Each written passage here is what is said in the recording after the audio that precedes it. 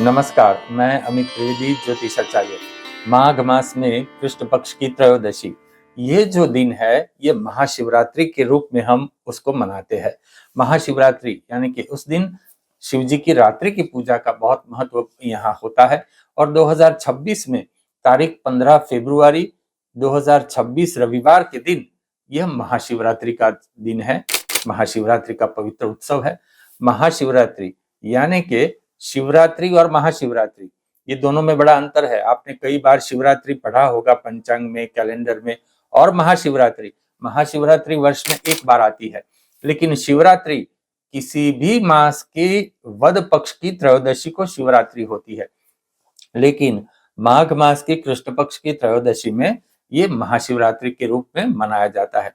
उस दिन 4 प्रहर की पूजा का बड़ा महत्व होता है और मैं आपको उन चारों प्रहर का समय बताऊंगा। साथ ही महाशिवरात्रि की जो ये कथा है, शिव पुराण में कौन सी कथा है और महाशिवरात्रि की पूजा से हमें क्या फल प्राप्त होता है, महाशिवरात्रि के दिन कौन से स्तुति पाठ और मंत्र कर सकते हैं, इन सभी के बारे में आपको मैं संपूर्ण जानकारी दे रहा हूं। तो आपने अभी तक इस चैनल को सब्सक्राइब नहीं किया है तो कृपया सब्सक्राइब कर लीजिए, शेयर कीजिए और लाइक अवश्य कीजिए। चलिए आगे बढ़ते हैं।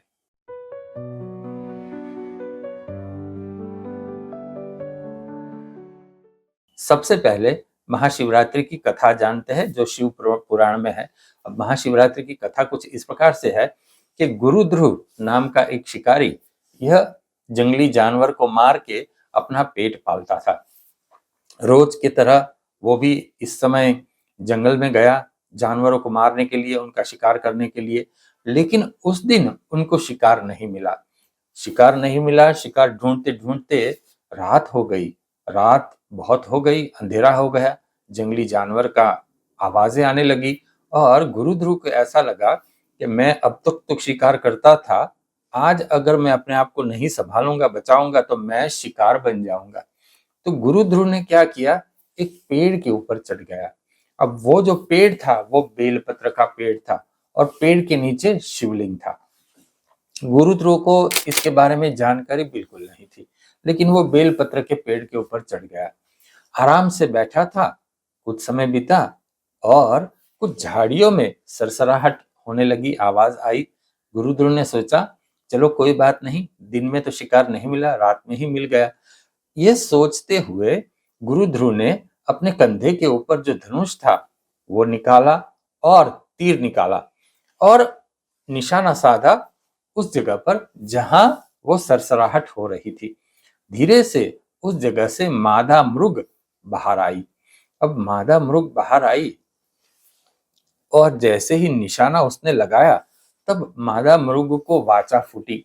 वो बोलने लगी कि हे शिकारी, एक काम कर, मुझे मारना है तो मार लेना, लेकिन मेरे बच्चे को मैं मेरे पति के साथ छोड़ के आती हूँ और तब तू मुझे मारना। मैं आऊंगी पक्का, ये मैं वचन देती हूँ। अब गुरु ध्रुव के मन में भी दया भाव उपजी। उन्होंने उस मादा मृग को जाने दिया और कहा वापस जरूर आना। लेकिन ये जो प्रक्रिया हुई, जो गुरु ध्रुव ने कंधे से धनुष निकाला, तीर लगाया, निशाना लगाया, तो थोड़ी हलचल पेड़ पर भी हुई। तो जो हलचल हुई उसमें हुआ यूं कि जो पेड़ बेलपत्र था, बेलपत्र का पूरा पेड़ था, तो कुछ बेलपत्र वहां शिवलिंग के ऊपर गिर गए, तो बेलपत्र के अभिषेक हो गया। और गुरुध्रुव के पास जो पानी की मशक थी उसमें से कुछ बूंद वो शिवलिंग के ऊपर गिरे, तो शिवलिंग के ऊपर जल का अभिषेक भी हो गया। तो एक प्रकार से ये प्रथम प्रहर की पूजा भी हो गई गुरुध्रुव की। गुरुध्रुव बिल्कुल अनजान था कि ये मुझसे ये पूजा भी हो रही है। कुछ समय बीता होगा, गुरुध्रुव तो प्रतीक्षा करता हुआ पेड़ पे बैठा था कि अभी वो मादा मृग आएगी और मैं उनका शिकार करूंगा। ऐसे वो सोया नहीं, जागता बैठा था। तो इस प्रकार से गुरुध्रुव की दूसरे प्रहर की, द्वितीय प्रहर के जागरण भी हो गया। अब 2 प्रहर का तो उनका व्यवधान हो ही गया। कुछ समय बीता तो फिर से सरसराहट हुई झाड़ियों में। गुरु ध्रुव ने फिर से धनुष निकाला, तीर लगाया, निशाना साधा और वहां से मृग आया, नर मृग आया। नर मृग आया तो गुरु ध्रुव ने फिर से निशाना लगाया तो मृग ने कहा कि एक काम कर, मैं परिवार से मिलता चला आता हूं, तब मैं वापिस जरूर आऊंगा और तब मुझे तू मारना। गुरु ध्रुव के मन में भी दया आ गई। उन्होंने कहा भाई तू जा, कोई बात नहीं। तो मृग चला गया। अब फिर से जो हलचल हुई, धनुष निकाला, तीर लगाया, निशाना साधा, उस हलचल में फिर से वही प्रक्रिया हुई। कुछ बेल के पत्ते शिवलिंग के ऊपर गिरे, अभिषेक हो गया। जल की कुछ बूंदे उनकी मशक से शिवलिंग के ऊपर गिरी। तो इस प्रकार से तीसरे प्रहर की पूजा भी गुरुध्रुव से हो गई। वह बिल्कुल सहज पूजा हो गई। गुरुध्रुव को जानकारी भी नहीं थी कि मुझसे यह पूजा हो गई है। गुरुध्रुव तो बैठा रहा, मृग के परिवार की प्रतीक्षा करता हुआ। कुछ समय के बाद मादा मृग और पूरा परिवार आ गया और कहने लगे कि हमने तुझे कहा था कि हम वापिस आएंगे, तो देख हम तो वापिस आ गए। अब तू हमारा शिकार करना चाहता है तो शिकार कर ले। अब गुरुध्रुव ने धनुष निकाला, तीर लगाया, लेकिन उसके मन में दया भाव उपजा। लेकिन ये जो काम हुआ उसमें फिर से कुछ बेल के पत्ते और कुछ जल की बूंदे शिवलिंग के ऊपर अभिषेक हो गए और ये चौथे प्रहर की पूजा हो गई। गुरुध्रुव की यहाँ जागरण भी हो गया महाशिवरात्रि का।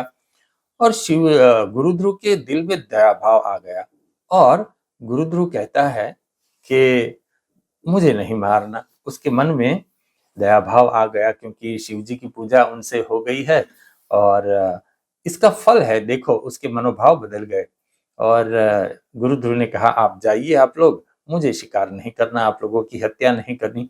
उसी समय गुरुध्रुव के जीव में शिव का वास हो गया। शिव जी वहां प्रकट हो गए और शिव जी ने कहा कि बोल क्या वर मांगता है, मैं तुझे वर देने आया हूं। गुरुध्रुव ने कहा हे भगवान, मुझे कोई वर नहीं चाहिए, आप प्रसन्न हुए हैं तो केवल मेरे जीव का कल्याण कर दीजिए। तो गुरुध्रुव से जो अनजाने में सही जो शिवलिंग की पूजा हो गई शिव महाशिवरात्रि की रात्रि को, तो उसका ये फल है। तो हम अगर महाशिवरात्रि को शिव जी की पूजा करते हैं तो हमें फल निश्चित रूप से मिलना ही मिलना है, क्योंकि महाशिवरात्रि की ये महिमा है। अब जो महाशिवरात्रि के चारों प्रहर है, ये चारों प्रहर की मैं जानकारी देता हूं कि कौन से प्रहर कितने बजे प्रारंभ होता है। प्रथम प्रहर संध्या 6:37 6:37 और द्वितीय प्रहर रात्रि 9:45।